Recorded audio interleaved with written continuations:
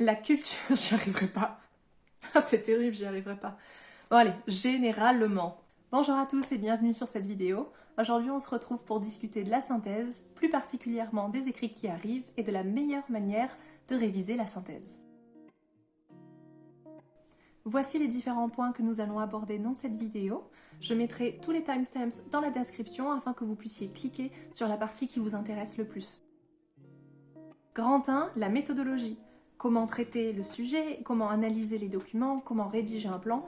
Vous retrouverez tous ces conseils dans ma vidéo méthodologie LLCE que vous retrouverez ci-dessus. Sur ce, nous passons directement au numéro 2, les thèmes.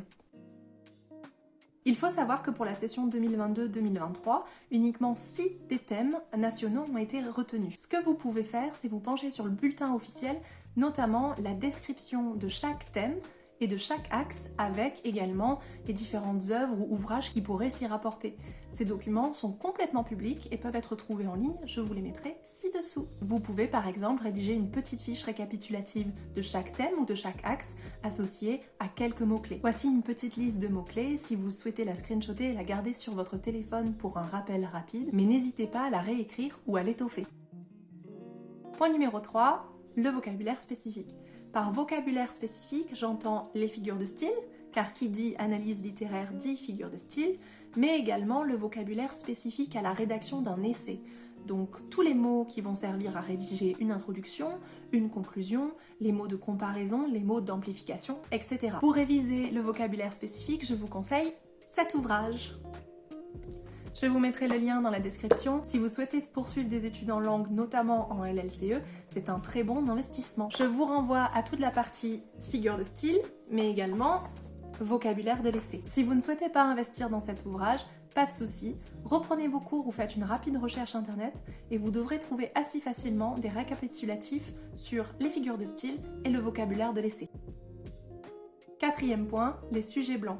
Une fois que vous avez bien repris la méthodologie, les différents mots-clés qui pourraient tomber lors de l'examen, ainsi que le vocabulaire spécifique, le mieux est de vous entraîner directement avec des sujets. Sur ce, je vous renvoie vers le site Sujet de bac que j'ai mis dans la description, où vous retrouverez toutes les annales de bac depuis le début de la réforme, et notamment les sujets zéro. Attention, il n'y a pas de corrigé associé à ces sujets. Donc si vous les travaillez, ce sera davantage pour la méthodologie et l'analyse et vous n'aurez pas forcément de retour sur votre production. Si vous souhaitez un retour, je vous conseille de vous rapprocher de votre professeur. Vous avez peut-être réalisé un bac blanc et vous avez peut-être un corrigé du bac blanc, auquel cas travaillez dessus. Ou alors vous pouvez très bien réaliser des annales et demander un retour à votre professeur, il ou elle pourra potentiellement vous le corriger. Pour finir, n'oubliez pas que les sujets officiels tombent à différentes périodes dans le monde. Vous avez notamment le sujet de Polynésie qui arrive, il me semble, une semaine avant celui de Métropole.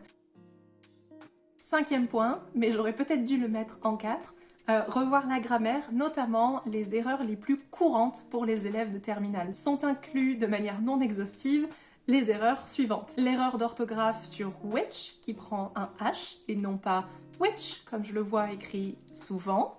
La confusion entre there et there, qui se prononce de la même manière, mais qui ne s'écrit pas de la même manière. Le fameux S à la troisième personne, qu'on déteste, qu'on oublie, mais qui parvient toujours à se faufiler ou à s'oublier dans une copie d'élève. Ensuite, la concordance des temps. Si vous commencez une phrase au présent, finissez-la au présent. Si vous la commencez au passé, finissez-la au passé. Et pour finir, la concordance des pronoms. Si vous commencez une phrase avec he, ne mettez pas her comme pronom. Ça paraît évident, mais ça vaut le coup de les reprendre.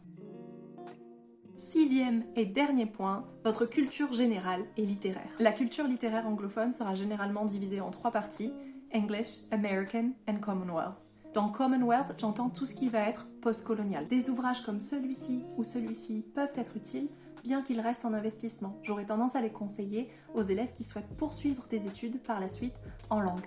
Autrement, pour les élèves qui ont des manuels en LLCE, il existe souvent des précis culturels à la fin des manuels. Je vous mets par exemple un extrait du manuel Shine Bright LLCE, sur lequel vous retrouvez plein de dates importantes, culturelles ou littéraires, dans les différents pays anglophones. Et pour tous les autres, à vous les recherches sur Wikipédia. N'hésitez pas à travailler en groupe afin d'optimiser le travail de recherche et à vous donner à chacun une période ou un pays pour pouvoir dresser les dates importantes ou les mouvements littéraires importants. Sur ce, il me semble avoir tout dit, donc n'hésitez pas à écrire vos questions et réactions en commentaire, j'y répondrai.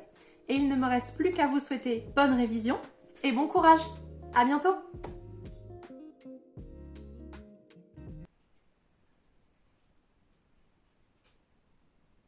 Comment un si petit chat peut faire autant de bruit? Je l'ignore.